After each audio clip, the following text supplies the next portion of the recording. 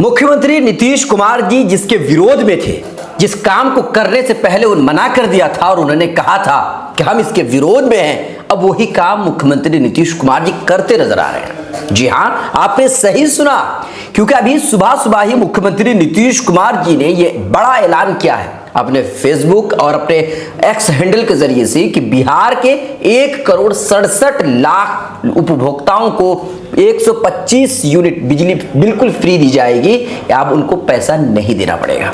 मुख्यमंत्री नीतीश कुमार जी पहले इसके विरोध में थे, यानी कि फ्री बिजली देने के विरोध में थे। वो बकायदा बिहार के विधानसभा में उन्होंने कहा था कि हम इसके विरोध में हैं, फ्री में कुछ नहीं दिया जाएगा। लेकिन अब चुनाव से ठीक 3-4 महीने पहले मुख्यमंत्री नीतीश कुमार जी अपने ही फेसबुक हैंडल और एक्स हैंडल के जरिए से ये कहते नजर आ रहे हैं कि 1,67,00,000 उपभोक्ताओं को 125 यूनिट बिजली बिल्कुल फ्री दी जाएगी, पैसा नहीं दिया जाएगा। और बता दें आपको कि जुलाई महीने से ही यह कानून लागू हो रहा है, यानी कि जुलाई महीने में अगर किसी ने 125 यूनिट बिजली जलाई है या उससे कम जलाई है तो उनको बिल्कुल भी पैसा देने की जरूरत नहीं है। पहले मुख्यमंत्री नीतीश कुमार जी जो इसके विरोध में थे, आप वो वाली वीडियो देख लीजिए, फिर आगे हम बात करते हैं। हम शुरू से कह रहे हैं ना कि मुफ्त में नहीं दिया जाएगा, अब बहुत कम पैसे में देते हैं हम लोग, और इसीलिए देते हैं कि वो सुरक्षित रहे। 3 लाख करोड़ ड्यूज है, ये फ्री बिजली कब तक चलेगी? कहां से आएगा पैसा? पैसा कोई घास में फलता नहीं है, पैसा तो कहीं ना कहीं से पब्लिक के पास जाएगा।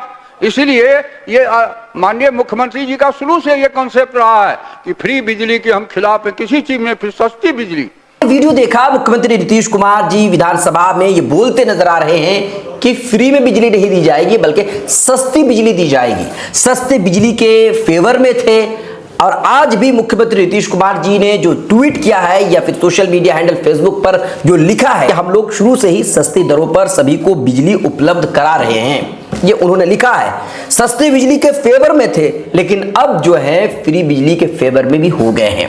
चुनाव से महज 3-4 महीने पहले इस तरह की बड़ी खबर आई है या बड़ी जो घोषणा की गई है, इससे चुनाव पर असर पड़ेगा, एनडीए को फायदा होगा। और जाहिर सी बात है, जो फ्री में रेवड़ियां बांटने वाली बात होती है, रेवड़ियां जो पार्टियां बांटती है, खास करके चुनाव में जो लोक लुभावन वादे होते हैं उसको किया जाता है ताकि जो वोटर्स हैं उनको अपनी तरफ खींचा जाए।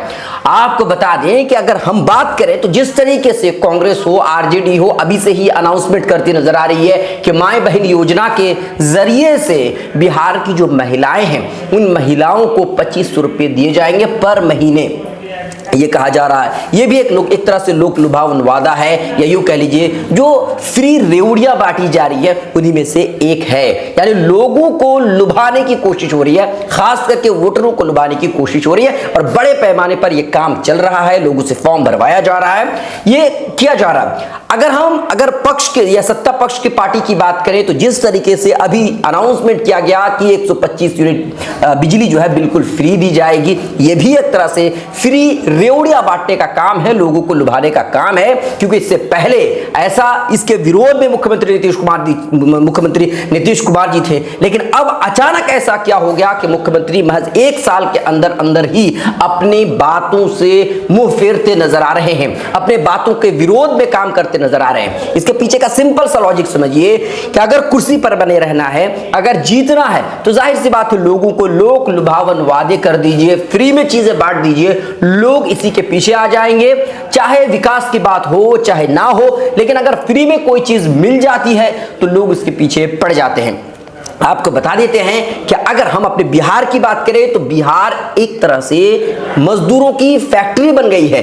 पलायन करने पर लोग मजबूर हैं और करोड़ों की तादाद में लोग यहां से मजदूर यहां से दूसरे राज्यों में जाकर के काम करने के लिए मजबूर हैं। लेकिन ऐसे इन मजदूर क्लास के लोगों के लिए या पलायन रोकने के लिए कोई ठोस कदम नहीं उठाया गया है। चाहे किसी की भी सरकार रही हो, चाहे आरजेडी की सरकार रही हो या फिर नीतीश कुमार जी मुख्यमंत्री पद पर रहे हो, लेकिन पलायन रोकने के लिए कुछ भी खास कदम नहीं उठाया गया है। और करोड़ों नौजवान आज भी दूसरे राज्यों में जाकर के काम करने पर मजबूर हैं। सरकार की तरफ से ऐसा कोई भी ठोस कदम नहीं उठाया जा रहा है ताकि पलायन जो लोग कर रहे हैं उनकी पलायन रुक जाए, फैक्ट्रियां यहां पर लगाई जाए, इस तरह की बात नहीं होती है। फैक्ट्रियां दूसरे राज्यों में लगाई जा रही है और वहां हमारे बिहार से मजदूर की सप्लाई की जा रही है। फैक्ट्रियां यानी कि जो भी चीजें बनती हैं वहां पर चीज बनने के लिए, पर अलग अलग तरह के सामान बनने के लिए फैक्ट्रियां लगाई जा रही है और हमारा जो बिहार है ये मजदूरों की फैक्ट्री बनकर के रह गई है। आपको बता दें कि प्रधानमंत्री नरेंद्र मोदी जी 18 जुलाई को बिहार के समस्तीपुर में आ रहे हैं और यहां पर 700 करोड़ से भी ज्यादा की लागत के जो है योजनाओं का वो शिलान्यास करेंगे या बिहार को एक तरह से सौगात देंगे और उसमें से कई सारे ट्रेनें चलाने की बात हो रही है।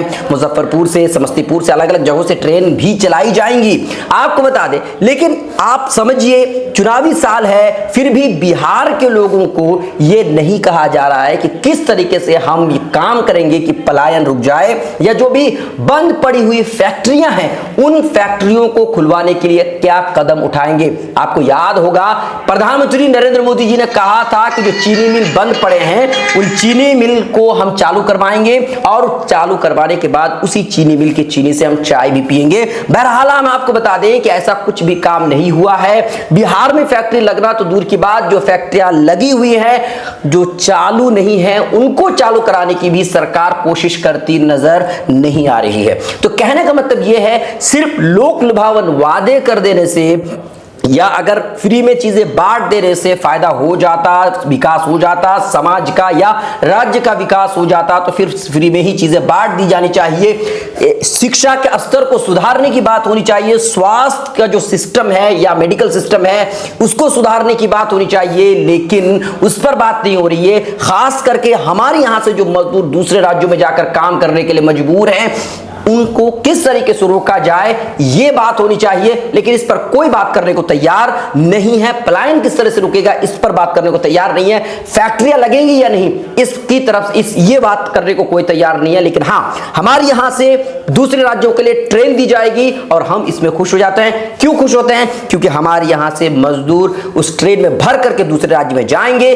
काम करेंगे और आपको बता देते हैं वहां पर काम करेंगे, हिंदी बोलेंगे, भोजपुरी भाषा बोलेंगे। इसकी वजह से बेरहमी से उनको पीटा जाएगा, उनसे बदतमीजी की जाएगी और हमारे जो नेतागण हैं जिसे हमने वोट दे करके चुना है उनकी जबान में ताले लग जाते हैं, वो बोल नहीं पाते हैं, एक शब्द तक नहीं बोलते और बिहारी दूसरे राज्यों में जाकर के मार खाते हैं, उनके साथ बदतमीजी की जाती है, उनकी बेइज्जती की जाती है, उनको निकलने के लिए कह दिया जाता है, उनसे कहा जाता है कि तुम यहां पर काम करने के लिए क्यों आए हो। इस तरह की बदतमीजी की जाती है और हमारे जो नेता हैं बिल्कुल मस्त मौला होकर के पड़े रहते हैं। उनको वोट तो चाहिए, लेकिन ऐसे जो लोग बाहर जाकर के बेइज्जत हो रहे हैं उनके लिए बोलने का उनके पास समय नहीं है।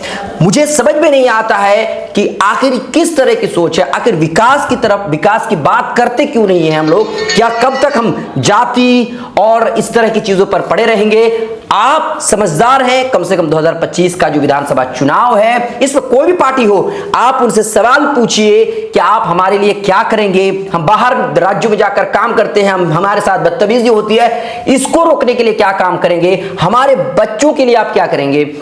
ये सारे सवाल हैं जो आप नेताओं से पूछेंगे और उनसे पूछेंगे कि अगर आप सत्ता में रहे हैं तो सत्ता में रहते हुए हमारे लिए क्या काम किया है। अगर आप सत्ता में जाएंगे या पीछे आप सत्ता में गए थे लेकिन अभी सत्ताहीन हैं तो आपने क्या काम किया था। सवाल आप उनसे जरूर पूछिए। सवाल नहीं पूछेंगे, सिर्फ जात पात की बुनियाद पर अगर आप वोट देते हैं तो समझ जाइए विकास के राह में यही सबसे बड़ा रोड़ा है और यही सबसे बड़ी बाधा है और इस बाधा को पार करना हम सबके लिए जरूरी है। वरना आज जो लोग दूसरे राज्यों में काम करते हैं उनके बच्चे भी इसी तरीके से चलता रहेगा प्रोसेस और दूसरे राज्यों में जाकर के काम करते रहेंगे, हमारे साथ बदतमीजी होगी और हमारे बिहार एक तरह से सिर्फ मजदूरों की फैक्ट्री बनकर के रह जाएगी। हम दूसरे राज्यों में जाकर काम करेंगे, वो दूसरे पढ़ने के लिए भी दूसरे राज्य जाना पड़ेगा।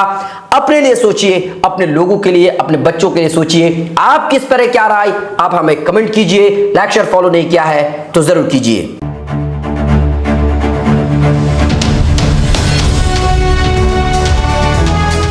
ट्रू रिपोर्ट्स, सच आप तक।